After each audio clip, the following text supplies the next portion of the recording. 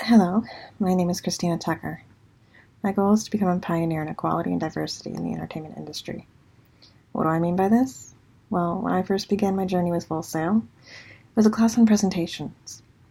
Our final project was to pitch ourselves to a company, or to pitch our own. Originally, I had the perfect idea to pitch myself to Marvel.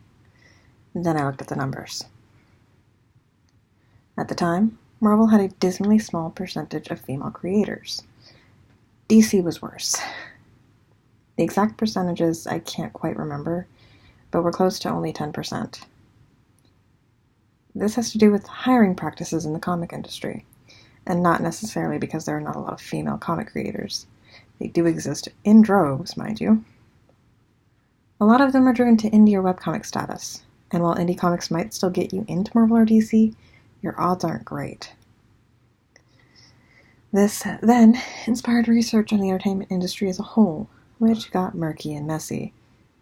Long story short, I was inspired by the insidious hiring practices to create my own company, which would serve as a bastion of diversity in a very closed-off world.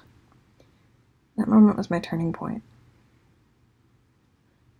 I was willing to throw away my hopes of ever working for Marvel, and still am, away for the sake of this dream. Each of the strategies and mastery carried a weight to them. Return to your origins reminded me that returning to your roots doesn't always mean do X again, but instead to learn from it and adapt. For me, it brought me back to the first story I ever wrote. The main theme was rebellion against an oppressive world. My calling was there all along, after all. Occupying the perfect niche doesn't necessarily mean finding this one offshoot thing you're good at. To me, it means finding purpose. Matsuoka's story especially resonated with me in this regard. She kept trying new things, learning them, until she found where she belonged.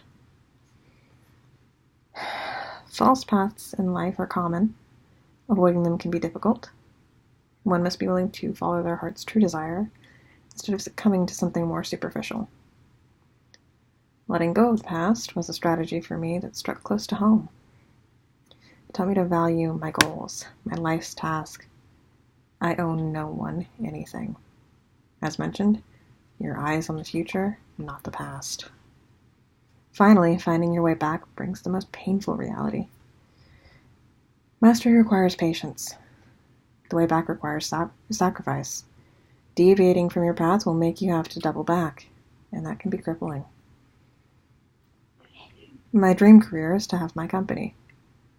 To achieve this, I can begin to look into what it will take to have an entertainment company, as well as research ways to fund my lofty goal.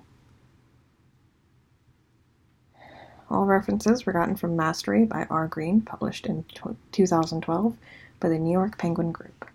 Thank you.